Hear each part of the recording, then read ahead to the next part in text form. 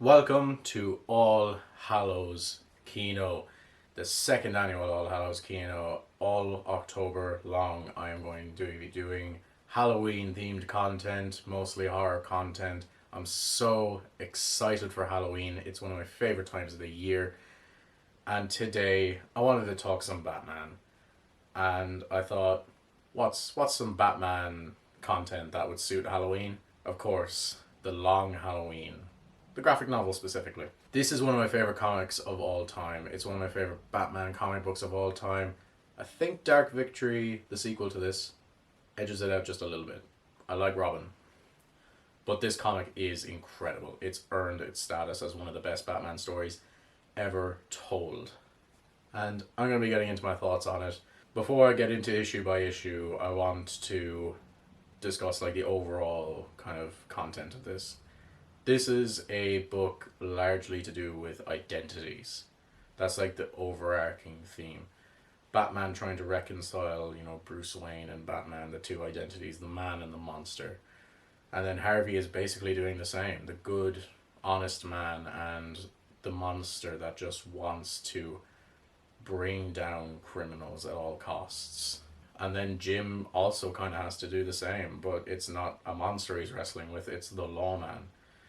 He has to make a choice between the human being aspect of himself and the righteous cop version of himself. What is the cost of justice, basically? And there's also themes then of what is true justice. Is it Batman's way where you have morals and rules, but they're your own? Is it Jim Gordon's way where it's squarely putting faith in the system and faith that the system will win out? Or is it Harvey's way where it has to be justice at all costs? Getting into the first issue, crime. From the very beginning of this story, we see a lot of interesting themes and relationships. The relationship between Batman, Gordon, and Harvey Dent is perfectly established here, as they each have their own idea of what justice is, and they all believe that if they can pool these ideas together, they will take down Holiday and take down the Falcone crime family. Jim Gordon believes that the law is uncompromising and that you can put your faith in the law and in the justice system and it will eventually win out. Dent believes in justice at all costs, regardless of the consequence. He believes in taking action no matter what. Throughout the graphic novel, he just wants to go after Falcone, despite the fact that you can't just do that with organized crime. It's organized crime. You can't just go after a criminal, especially one like Carmine Falcone, who has so many connections and such deep pockets. And then Batman believes that the system is fundamentally broken and that you need to have rules, but he thinks that his rules are the best rules that he has to follow. He wants justice, but his own way. He thinks that he can use the monster that is the Batman to eventually fix Gotham. I also love the idea that's set up that Bruce's parents weren't angels, they weren't saints. They did questionable acts and they had their own idea of justice. Thomas Wayne helped Carmine Falcone because he took an oath to help people that were in pain and injured. He operated on Carmine Falcone, saved his life. The consequences of that, we don't really know, but he did it because he knew that that was the right thing to do for him. And Batman struggles with that. He struggles with what if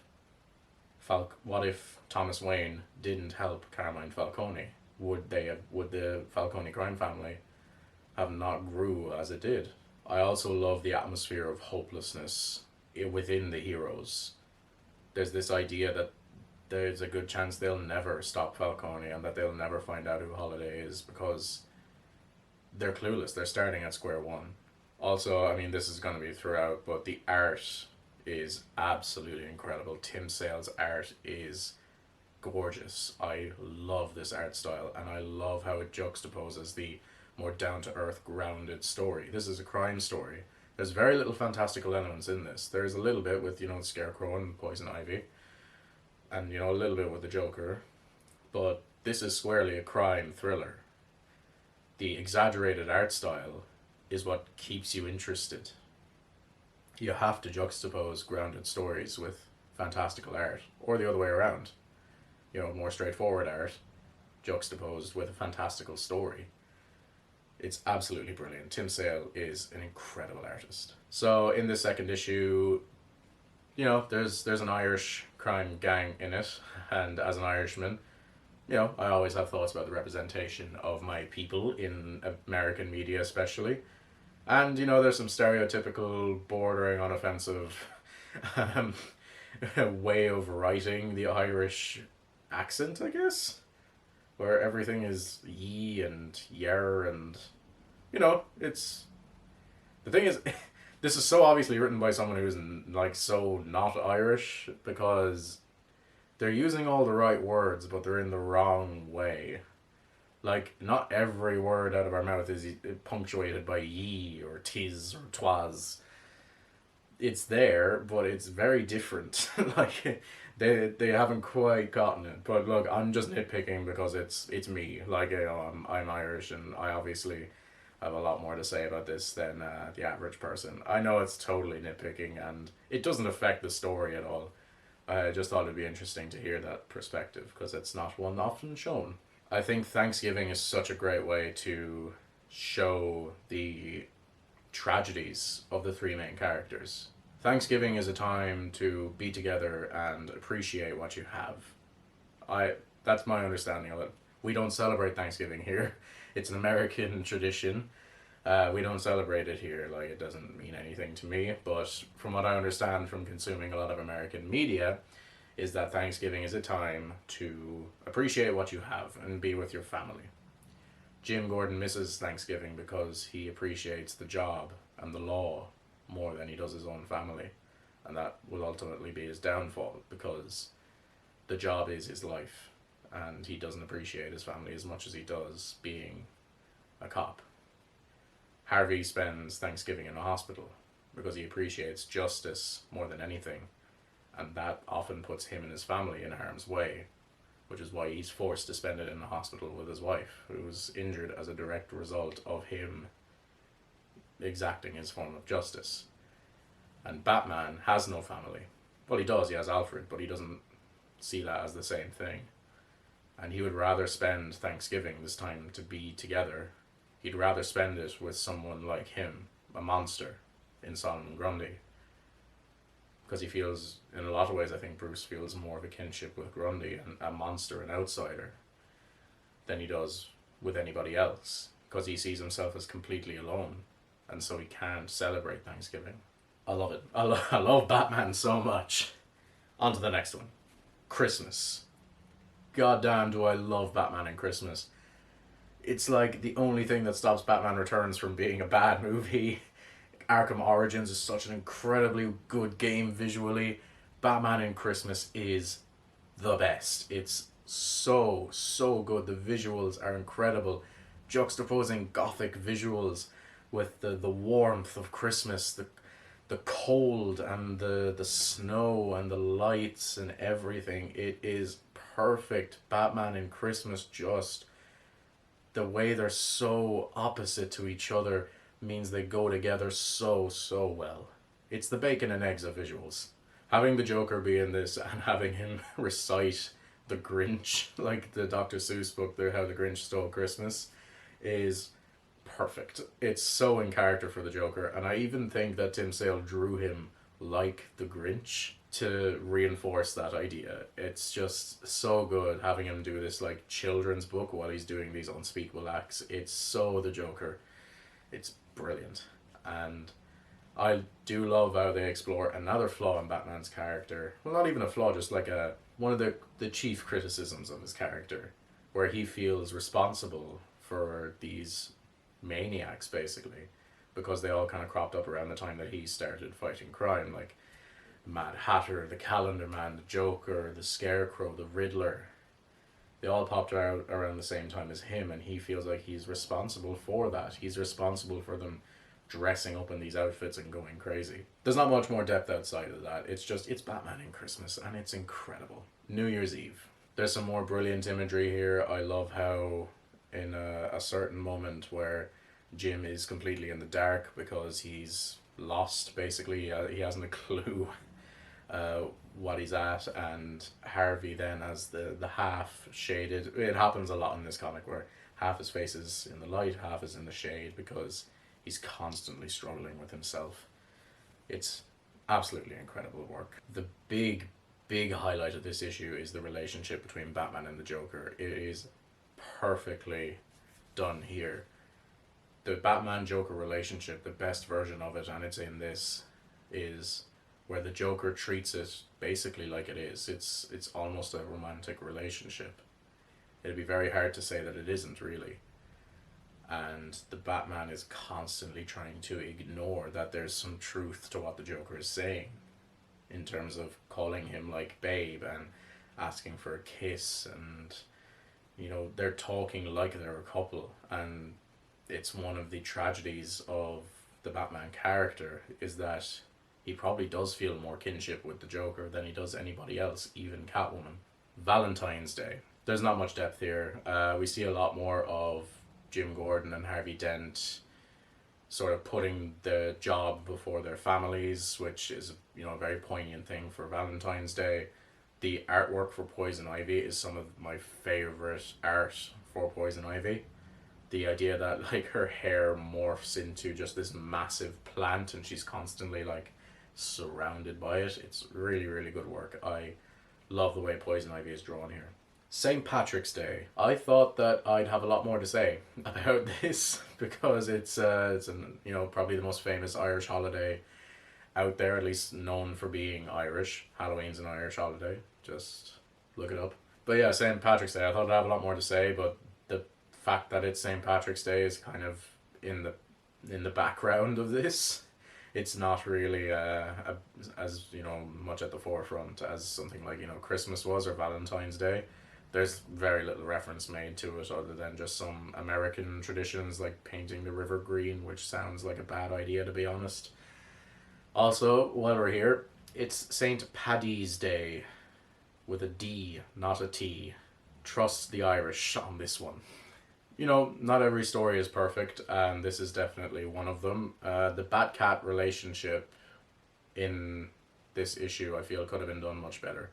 And it could have been analysed and dissected a lot more from the point of view of Poison Ivy. I think they could have done a lot more with that, and there's not a whole pile done with that. I would have liked to have seen that explored a bit more, because these issues start to not have as much depth. They just go with the mystery, which is excellent. I'll get to it in a minute. But, while it's an excellent mystery, I love the depth that's in some of these issues, like the Thanksgiving one. And I wish there was some more that brought into like the Valentine's Day issue or the St. Patrick's Day issue. April Fool's Day. So yeah, this issue is basically just all about theorizing who Holiday is. Some good Riddler moments. The art is a real standout here. The artwork is absolutely incredible. I love how on April Fool's Day Holiday doesn't kill anybody. He, to keep with the tradition. Yeah, all that's really, really excellent. I do like another flaw in the Batman character is that he refuses to suspect Harvey Dent as a possible killer, like a possible suspect for Holiday, because he doesn't want Harvey to be, because they are friends. It's a good, like, it's a common flaw with detectives, I feel, and it's a really, really excellent one. Mother's Day. I do really like to see Martha Wayne be represented here, because I feel like in a lot of Batman media, it's all about his dad. When we talk about Batman's parents, there's very little heed given to Martha Wayne. And, there's a little bit given here, through the lens of Mother's Day, and I think that's really, really cool. I love to see Martha Wayne get just as much tribute as Thomas Wayne. And I absolutely love that when Batman's in Crime Alley and he's being chased by the police, he runs to his mother. And, it's his mother's grave, and it's just such a tragic thing, and it's just such a beautifully tragic image of him holding on to his mother's headstone. He still runs into his mother's arms when he's scared. It's so beautiful, and it's gonna make me cry if I don't move on. Father's Day. This is a really good issue, like, in terms of depth, because it's concerned largely with how we view our fathers. And I think especially for men like Batman and Harvey Dent, it's very, very personal because, especially when it comes with men and young boys, we always view our fathers as one of two things: either strong and uncompromising and strong willed, like never breaking, never falling, or as weak and needing to be taken care of. And often these viewpoints, regardless of which one it is that you feel, it's always torn down and stripped away. It's always, people are complicated, and our childhood view of our fathers always becomes stripped away the more you grow up and the more you see them. And we see that a lot. Batman always saw his father as the saint, Saint Thomas Wayne, the philanthropist who always helped people. And then he realized that no, like he sometimes helped the wrong person because that's what he felt he had to do. And you can argue the morals of that all day long. That's what Batman struggles with quite a bit. And then Harvey obviously struggles with seeing his father in a position that no one should ever have to see their father in a position of being helpless, basically, completely helpless. Outside of all that deep shit that I just got into, there's a really nice reference to The Godfather in this as well, in the art. Independence Day. It's the 4th of July, and the fireworks are going off.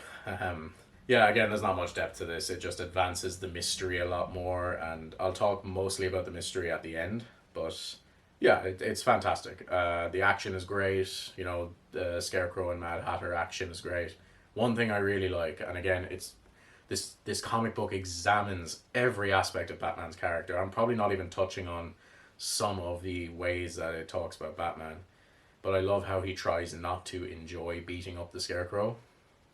There's like an inner monologue where he's like, I try not to enjoy it, even though it must be cathartic for him at least. Roman Holiday. The tension is at an all-time high here. The mystery is coming to the forefront, and of course we get the tension is broken by the iconic Two-Face getting scarred by the acid moment, which has been done before, but it's done very, very well here. And I guess because this is the issue that I have the least to say about, because there's not much I can get into. It's as it is. I'll talk about the mystery now, because I just realized in my notes, to be honest, I didn't talk about the actual mystery of the issue, like the plot. I haven't talked much about the plot. It's all about the character moments, which is very on brand for me. The mystery in this is incredible. The holiday mystery. I was reading it again and trying not, because I know who it is, because I, read the comic before. But I went into it, imagining that I hadn't. And it's such a great mystery. Like, really, really good. I genuinely could not figure out who it was. There are references to who it is, like in the beginning, like subtle, very subtle references that I wouldn't have caught if I hadn't already known it. And yeah, it's just a absolutely incredible mystery, and it unravels so well, and you feel like you're with Batman and Jim Gordon and Dent as you're going through this, because any theory they come up with is taken down by another action that happens. Like, I wouldn't say Holiday is an all-time Batman villain, but I genuinely think that this is a fantastic mystery. And just the theme of having him kill on specific holidays is great. Labor Day. This issue seems largely concerned with identities and reconciling that, because after the scarring, Harvey tries to reconcile his uglier side with his, good side, as he often does as Two-Face, but it's very thematically poetic here, I think, where he's just trying to reconcile the monster with the man, and Batman's doing the exact same thing, trying to reconcile the monster with the man, and trying to separate them, but also have them live together in harmony. So yeah, I think it's an absolutely fantastic issue, and again, the tension is just constantly moving here as we don't know where Harvey is. Oh my god, my voice is going.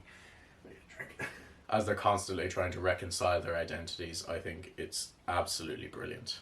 And finally, punishment. As the three main characters of this story poetically stand on the same rooftop as they did the year previous, they agree that despite everything that happened in the past year, they still hold their most cherished beliefs.